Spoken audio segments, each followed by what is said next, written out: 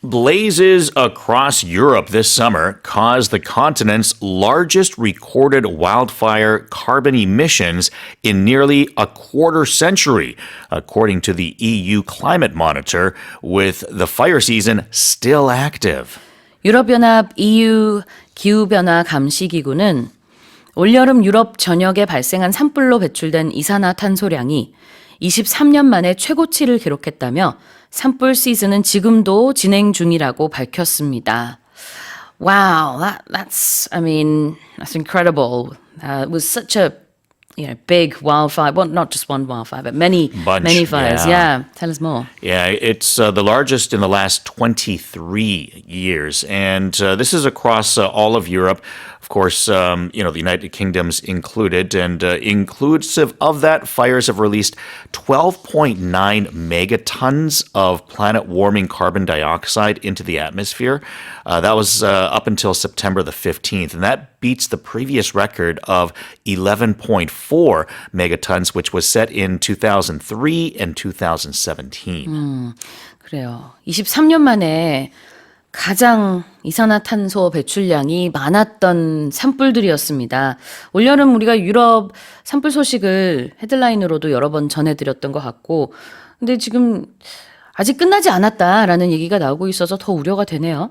Yeah, and it's a bit of a double whammy because not only is it releasing carbon dioxide into the air, but of course it's also burning or eating up trees. And trees, of course, suck in carbon dioxide as well. So it's kind of, on two fronts, it's really negative for climate change. Yeah. We're talking about the fires here, but it says blazes. Is that the same thing? Yeah, blazes is basically the same thing as a fire, or if you think of like the flame, right? We think of that can be a blaze as well. There's different ways of talking about fire, and a blaze is certainly one of the different words that we'll use to describe a fire. So this headline could easily have been wildfires across Europe. Blah, blah, blah. Absolutely. Yeah. And I think you think of like blaze can be more like a verb as well. Like, like it's blazing, right? So like the way that the fire is moving or that it's burning, we think of it as a verb, I think, more often than as a noun. 자, 이 화재, 불이라는 뜻의 blaze는요, 동사로도 많이 씁니다. So blazes across Europe this summer caused a lot of carbon emissions. And we're looking at the most in nearly a quarter century. Quarter century, a quarter is something that's divided into four. A century is 100 years. So if you divide 100 years into four, then you get 25 years. So we talk about in North America, there's a 25-cent coin. Yeah. And that's nicknamed a quarter. So you have $1, and then you have, the denomination directly under that would be 99 cents, right? Yeah. 99 cents plus 1 cent would be 100 cents, which is $1. But if you divide a dollar into four pieces, then you get 25 cents, which would be called a quarter as a nickname. I feel like the word quarter is used way more in English than it is in Korean in everyday conversation. So even with time, you'll say 8:15, Yeah. 8:45, whereas in Korea, we never say 9시에서 1시간의 4분의 1만큼이 남았어. We never say that. 그래서 4분의 1이라는 이 단어가 영어에서는 일상 대화 속에도 아주 많이 등장을 하죠. 그게 사실은 그냥 단어가 심플하기도 하고 그게 좀 더 이해하기 쉬운 것 같아요. 영어식으로 생각했을 때는. 그래서 이제 25년이라고 하는 대신에 100년의 4분의 1이라는 표현, quarter century가 나온 겁니다. 그래서 거의 25년 만에, 정확히는 23년 만에 가장 많은 이산화탄소 배출량이 나온 그런 산불들이었습니다.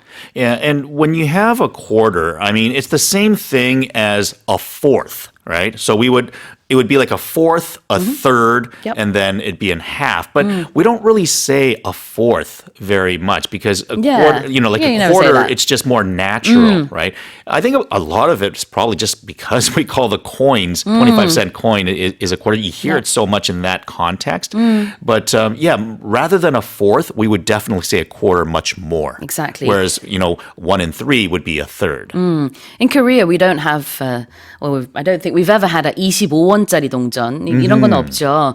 근데 미국과 캐나다에는 다 있으니까 그걸 지칭하는 단어로도 역시 이제 쿼터에서 나온, 뭐라 그러죠? 쿼트? 아니면 그냥 쿼터? Quarter. 그냥 쿼터라고 해요? 그렇구나. A quart is an amount of Liquid, liquid. right? Yeah. 그러네요. I want to say it's like I don't know the exact amount, but I'm going to guess maybe like 2 or 3 liters. Okay. Quarter century. 4분의 1 세기, 즉 25년이라는 단어였습니다. 자, 다시 한번 제가 읽어볼게요. Blazes across Europe this summer caused the continent's largest recorded wildfire carbon emissions in nearly a quarter century, according to the EU Climate Monitor, with the fire season still active, quote unquote. All right, let's move on to the next headline. NASA has announced plans to send astronauts on a 10-day trip around the moon as early as next February in what would be the first crewed lunar mission by any country in 50 years. 미국 항공우주국 나사가 이르면은 내년 2월 달 궤도를 10일간 비행하는 임무를 맡은 유인우주탐사선 아르테미스 2호를 발사할 계획이라고 발표했습니다. 이로써 국적을 불문하고 유인우주선의 달 탐사가 재개되는 것은 50년 만입니다.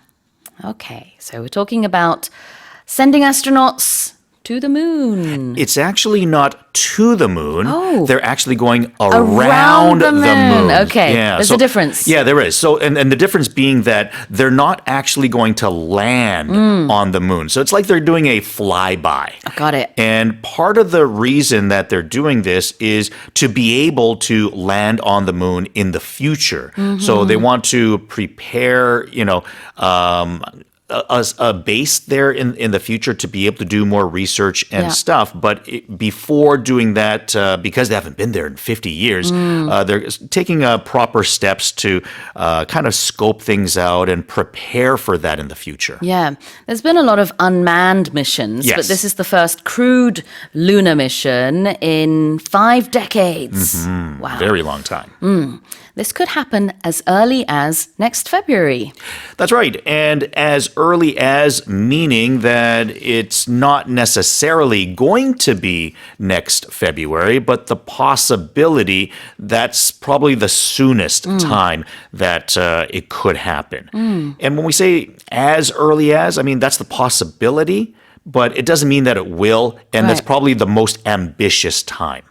이르면은 언제. 그래서 이르면 내년 2월에 바로 이런 달 탐사 미션이 수행이 될 것 같고요. 좀 더 늦어질 수는 있겠죠. Yeah, it probably won't be earlier, though, because it's saying as early as. So it means that January is probably unlikely. That's right. How about in what would be something? And this is, again, talking about something that has not happened, but if it were to happen, then this is what it would be. It'd be the first crewed mission in 50 years, but it hasn't happened yet. Yeah. So we're talking about something that has the possibility, or if it were to happen, then this is what we can call it. 아하. In what would be라는 것은 결과적으로 뭐뭐가 될 것이다. So this lunar mission in February next year would be, or is likely to be, the first lunar mission in about 50 years. Yeah. Often when we hear about maybe celebrities or someone that, let's say, passed away a little bit early, then you might look at a date like today and say, oh, that person would be 55 or that person would be. They're not because they're not alive anymore. But if they were still alive, this is how old they would be. So we're talking about we're talking about a reality that is not actually happening in that case. Whereas this is something that might happen in the future. Yeah. So it's a little bit different, but you get the feel of this is not the case right now is sort of what we're trying to say. In the UK, people will talk about the late Princess Diana. And they would say, if she were alive today, she would be, I don't know, 60 years old or something, because she died so young. Yes. That's how you could use this expression. But of course, here we're talking about circling or flying around the moon, this lunar mission, which hasn't happened yet. But when it does, it would be the first mission around the moon in 50 years. 다시 읽어보겠습니다. NASA has announced plans to send astronauts on a 10-day trip around the moon as early as next February in what would be the first crewed lunar mission by any country in 50 years. Let's move on to the final headline. An oil painting by Pablo Picasso titled Bust of a Woman in a Flowery Hat, which depicts his muse, Dora Maar, and has been unseen by the public for over 80 years, is set to go under the hammer in Paris next month. 파블로 피카소가 자신의 뮤즈였던 도라 마르를 그린 그림으로 80년 넘게 대중에 공개되지 않은 꽃무늬 모자를 쓴 여인의 흉상이라는 제목의 유화 작품이 다음 달 파리에서 경매에 붙여질 예정입니다. Tell us more. So this painting was created in July of 1943. That was during the Nazi occupation in Paris. So this is a painting that has not been seen beyond that for, like 80 years. And they're expecting it to sell for almost $10 million. They're saying at least $9.45 million. So we could say pretty much around $10 million. 우리 돈으로는 약 130억 원 정도의 낙찰이 될 것으로 예상을 하고 있다는 거죠. 자, 그리고 이 작품 이름이 Bust of a Woman in a Flowery Hat. 근데 bust 그러면 흉상, the head and shoulders 이런 의미가 되겠습니다. I remember in art class when I was maybe in primary school or middle school, the teacher would say, okay, today we're going to draw the bust of, I don't know, some person. And so it's like head and shoulders of someone. And there's actually a shampoo brand with that name. So some kids, being very cheeky, would just draw a shampoo bottle. They would say, here you go, sir. And he would get very mad. All right, let's have a look at depicting. Depicting is what you're showing. So you could pretty much replace it with the word show.